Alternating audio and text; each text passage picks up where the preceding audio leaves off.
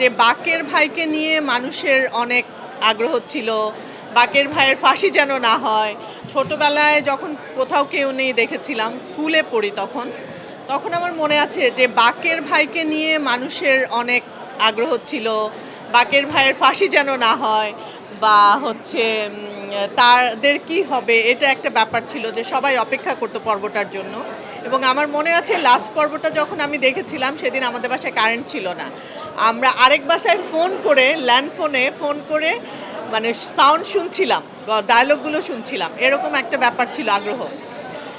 অনেক বছর পর, সেটা বোধহয় 94-এ, আর এই 2026-এ এসে আমার অভিনীত এটা আমাদের গল্প নাটকে ঠিক এরকমই রিয়াকশন আমি যখন দেখতে পেলাম যে মানুষ করোনা বা যে কোনো ভাইরাসের এগেনস্টে ফাইট মানি ব্যাকট্রলের লেফট রাইট প্রত্যেকটা পর্বের জন্য অপেক্ষা করছে এবং যখন দেখে ফেলার পরেও মনে হচ্ছে যে এতটুকু কেন দেখলাম, আরও বেশি কেন হচ্ছে না, প্রত্যেক দিন কেন প্রচার হচ্ছে না, এরকম অনেক অনেক অনেক অনেক কোশ্চেন।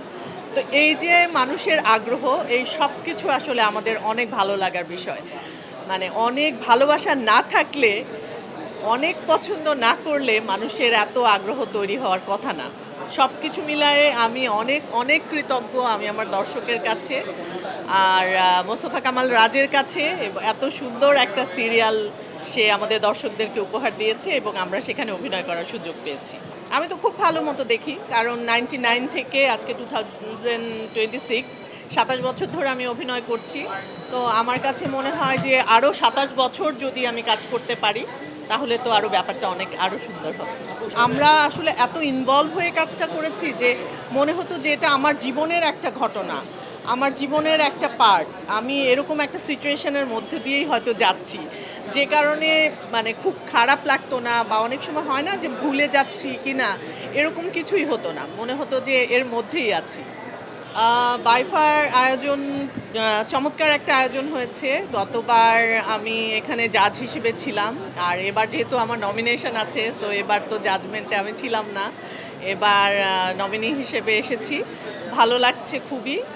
আর সবসময়ই পুরস্কার পাওয়া বা পুরস্কারের জন্য নমিনেশন পাওয়া বা যে কোনো নিজের কাজের সমালোচনা, আলোচনা, অ্যাপ্রিসিয়েশন সব কিছু অনেক আনন্দের, আসলে অনেক ভালো লাগে।